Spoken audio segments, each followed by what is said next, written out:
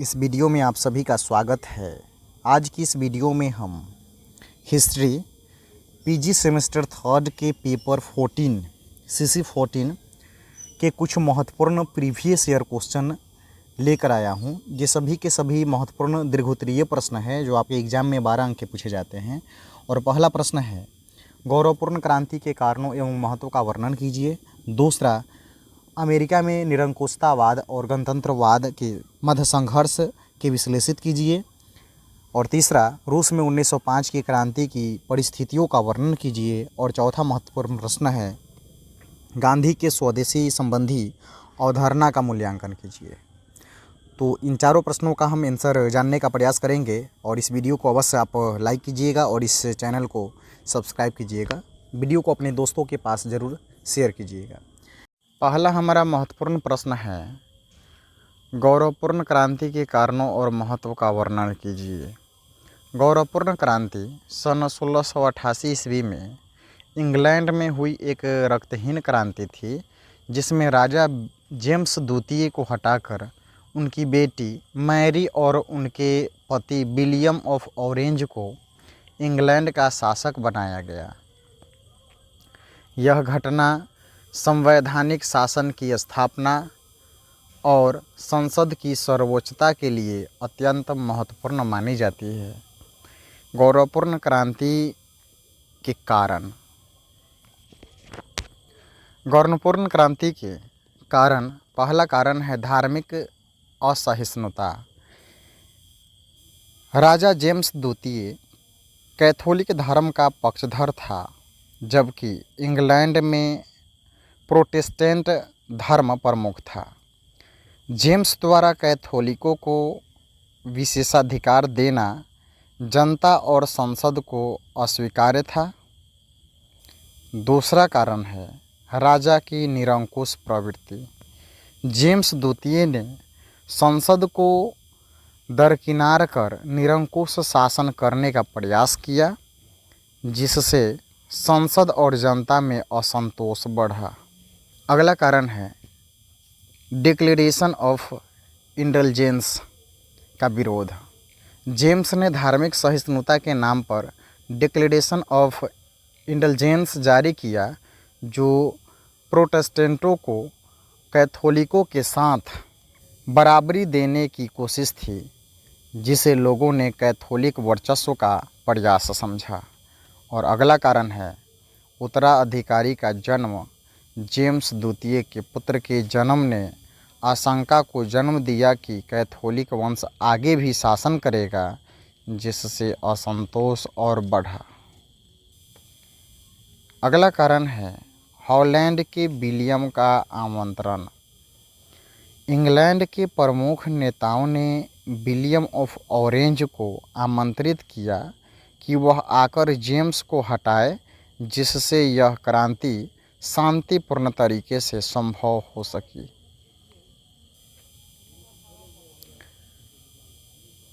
गौरवपूर्ण क्रांति का महत्व। संवैधानिक राजतंत्र की स्थापना।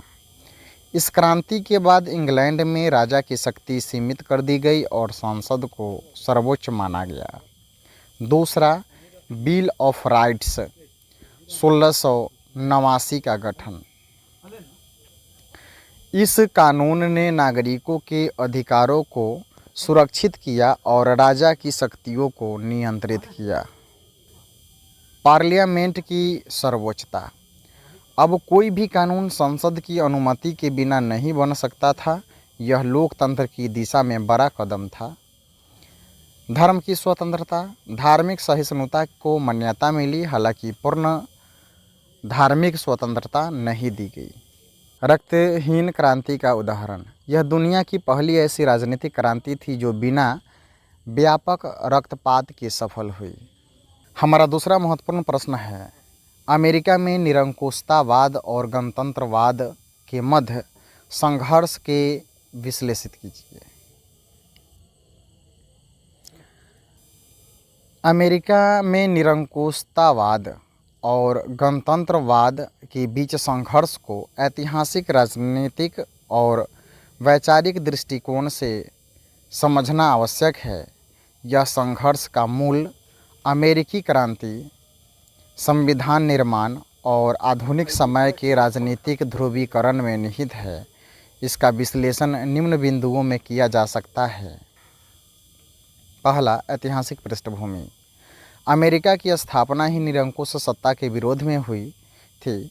18वीं शताब्दी में ब्रिटिश सम्राट जॉर्ज तृतीय की निरंकुश नीतियों और कर व्यवस्था के विरोध में अमेरिकी उपनिवेशों ने स्वतंत्रता संग्राम शुरू किया। इस संघर्ष ने गणतंत्रात्मक मूल्यों जैसे कि नागरिक स्वतंत्रता, जनप्रतिनिधित्व और संविधान के शासन को जन्म दिया। दूसरा, गणतंत्रवाद के सिद्धांत। गणतंत्रवाद का तात्पर्य एक ऐसी शासन व्यवस्था से है जहां सत्ता जनता में निहित होती है। दूसरा, निर्वाचित प्रतिनिधि शासन करते हैं और कानून का शासन सर्वोच्च होता है। नागरिक स्वतंत्रता और अभिव्यक्ति की आज़ादी संरक्षित होती है। तीसरा, निरंकुशतावाद की प्रवृत्तियाँ। निरंकुशतावाद अमेरिका में कभी औपचारिक रूप से लागू नहीं हुआ, लेकिन कुछ राजनैतिक नेताओं द्वारा शक्तियों के केंद्रीकरण, न्यायपालिका पर प्रभाव डालने, प्रेस पर हमले या चुनावी प्रक्रिया पर सवाल उठाने की प्रवृत्तियाँ निरंकुश चरित्र दर्शाती है। उदाहरण, राष्ट्रपति रिचर्ड निक्सन के वाटरगेट कांड में सत्ता का दुरुपयोग। हाल के वर्षों में कुछ नेताओं द्वारा मीडिया, न्यायपालिका और चुनावी संस्थाओं को कमज़ोर करने के प्रयास। चौथा, संविधान और संस्थागत संतुलन। अमेरिकी संविधान ने नियंत्रण और संतुलन की व्यवस्था की है, जिससे कोई भी व्यक्ति या संस्थान या संस्था निरंकुश शक्ति अर्जित न कर सके। कार्यपालिका, विधायिका और न्यायपालिका के बीच शक्ति का विभाजन गणतंत्रवाद की रक्षा करता है। पांचवा, आधुनिक समय में संघर्ष। 21वीं सदी में यह संघर्ष और स्पष्ट हुआ है। एक ओर नागरिक स्वतंत्रता, अल्पसंख्यकों के अधिकार, स्वतंत्र मीडिया और पारदर्शिता की मांग करने वाले गणतांत्रिक मूल्य हैं। दूसरी ओर राष्ट्रवाद, शक्तिशाली नेतृत्व की मांग और कानून और व्यवस्था के नाम पर कठोर नीतियां अपनाने की प्रवृत्तियां निरंकुश प्रवृत्तियों को बल देती है। निष्कर्ष, अमेरिका में निरंकुशतावाद और गणतंत्रवाद के बीच संघर्ष एक निरंतर प्रक्रिया है। हालांकि अमेरिका औपचारिक रूप से एक गणराज्य है, लेकिन जब भी सत्ता का अत्यधिक केंद्रीकरण या संस्थाओं की स्वतंत्रता पर हमला होता है, तब यह संघर्ष सतह पर आ जाता है। यह संघर्ष अमेरिकी लोकतंत्र की मजबूती और जनता की सजगता पर निर्भर करता है। तो इस तरह से हमारा दूसरा प्रश्न का उत्तर समाप्त हुआ। हमारा तीसरा महत्वपूर्ण प्रश्न है, रूस में 1905 की क्रांति की परिस्थितियों का वर्णन कीजिए। रूस में 1905 की क्रांति एक महत्वपूर्ण ऐतिहासिक घटना थी, जिसने जारशाही शासन को हिलाकर रख दिया। इस क्रांति के पीछे कई सामाजिक, आर्थिक और राजनीतिक कारण थे। नीचे 1905 की क्रांति की प्रमुख परिस्थितियां दी गई है। पहला जो है, राजनीतिक असंतोष। रूस में जार निकोलस द्वितीय का निरंकुश शासन था। जनता को न तो राजनीतिक स्वतंत्रता प्राप्त थी और न ही कोई संवैधानिक अधिकार प्राप्त था। विपक्षी विचारों को दबा दिया जाता था और लोगों को बोलने या संगठित होने की स्वतंत्रता नहीं थी। आर्थिक शोषण और निर्धनता। अधिकांश रूसी किसान अत्यधिक निर्धनता में जीवन यापन करते थे। औद्योगिकरण तेजी से हुआ, लेकिन श्रमिकों की हालत खराब थी। कम वेतन, लंबे काम के घंटे और खराब कार्य स्थितियाँ थी। तीसरा, सामाजिक असमानता। समाज में वर्गों के बीच भारी असमानता थी। एक ओर जार और अभिजात वर्ग थे, दूसरी ओर गरीब किसान और श्रमिक। सामाजिक न्याय की मांग बढ़ती जा रही थी। चौथा, रूसी जापानी युद्ध। 1904-5। रूस को जापान के हाथों हार मिली, जिससे जनता का मनोबल तोड़ा और सरकार की कमजोरी उजागर कर दी। इस हार से जार की साख को गहरा आघात पहुंचा। 5वां है खूनी रविवार। 22 जनवरी 1905 को सेंट पीटर्सबर्ग में एक शांतिपूर्ण प्रदर्शन किया गया, जिसमें श्रमिकों ने जार से सुधार की मांग की। जार की सेना ने निहत्थे लोगों पर गोली चला दी, जिससे सैकड़ों मारे गए। इस घटना ने पूरे देश में विद्रोह की लहर फैला दी। 6, मजदूरों और किसानों का विद्रोह। जगह जगह पर हड़तालें, विरोध प्रदर्शन और हिंसक संघर्ष हुए। किसान ने जमींदारों की संपत्तियों को लूटना और जलाना शुरू किया। 7वां, बौद्धिक वर्ग और उदारवादी नेताओं का समर्थन। बौद्धिक वर्ग, छात्र और उदारवादी नेता भी क्रांति के समर्थन में आ गए। जार से संवैधानिक सुधारों की मांग की। निष्कर्ष, 1905 की क्रांति ने रूसी समाज में बड़े बदलाव की नींव रखी। जार निकोलस द्वितीय को अंततः अक्टूबर घोषणा पत्र जारी करना पड़ा, जिसमें ड्यूमा, संसद की स्थापना और कुछ राजनीतिक अधिकारों की बात की गई। हालांकि यह क्रांति असफल रही, लेकिन इसने 1917 की बोल्शेविक क्रांति के लिए जमीन तैयार कर दी। और चौथा हमारा महत्वपूर्ण प्रश्न था, गांधी के स्वदेशी संबंधी अवधारणा का मूल्यांकन। गांधी जी की स्वदेशी संबंधी अवधारणा भारतीय स्वतंत्रता आंदोलन का एक महत्वपूर्ण स्तंभ थी। इसका मूल्यांकन करते समय इसके सिद्धांत, उद्देश्य, प्रभाव और सीमाओं को समझना आवश्यक है। स्वदेशी की गांधीवादी अवधारणा। गांधी जी के अनुसार स्वदेशी का अर्थ है अपने देश में निर्मित वस्तुओं का प्रयोग करना और विदेशी वस्तुओं का त्याग करना। इसका उद्देश्य आर्थिक आत्मनिर्भरता, ग्रामोद्योग का विकास, उपनिवेशवादी शोषण से मुक्ति था। मूल्यांकन। सकारात्मक पक्ष में आत्मनिर्भरता की प्रेरणा। गांधी जी ने आत्मनिर्भरता को राष्ट्र निर्माण का आधार बनाया। चरखा और खादी का प्रयोग इसका प्रतीक बना।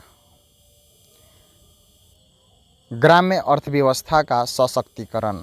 उन्होंने ग्रामीण भारत को आर्थिक केंद्र माना और लघु व कुटीर उद्योगों के विकास पर बल दिया। अगला, राष्ट्रीयता की भावना। स्वदेशी आंदोलन ने भारतीयों में गर्व, आत्मसम्मान और एकता की भावना को बढ़ावा दिया। औपनिवेशिक अर्थव्यवस्था का विरोध। गांधी जी ने ब्रिटिश वस्त्रों और माल का बहिष्कार कर ब्रिटिश अर्थव्यवस्था को चुनौती दी। पर्यावरणीय दृष्टिकोण। उनका स्थानीय उत्पादन और सीमित उपभोग का विचार आज के सतत विकास सिद्धांत से मेल खाता है। नकारात्मक पक्ष या सीमाएं। औद्योगिकरण का विरोध। गांधी जी मशीन के विरुद्ध थे, जिससे आधुनिक औद्योगिक विकास को हानि पहुंची। व्यवहारिक कठिनाइयाँ। पूरे देश में केवल स्वदेशी वस्तुओं का प्रयोग तत्कालीन परिस्थितियों में संभव नहीं था। अर्थव्यवस्था की गति धीमी। बड़े पैमाने पर उत्पादन की बजाय हस्तनिर्मित वस्तुओं पर जोर देने से आर्थिक विकास धीमा पड़ा। अगला, शहरी क्षेत्रों में सीमित प्रभाव। स्वदेशी आंदोलन मुख्यतः ग्रामीण क्षेत्रों तक सीमित रहा। शहरी वर्ग में इसका आंशिक प्रभाव रहा। निष्कर्ष, गांधी जी की स्वदेशी अवधारणा ने भारतीय समाज को आत्मनिर्भरता, आत्मसम्मान और उपनिवेशवाद विरोध की दिशा में प्रेरित किया। यद्यपि यह विचार आधुनिक आर्थिक आवश्यकताओं के अनुरूप नहीं था, फिर भी इसका नैतिक, सामाजिक और सांस्कृतिक महत्व आज भी प्रासंगिक है, विशेषकर स्थानीय उत्पादों को बढ़ावा देने, पर्यावरण संरक्षण और आत्मनिर्भरता के संदर्भ में।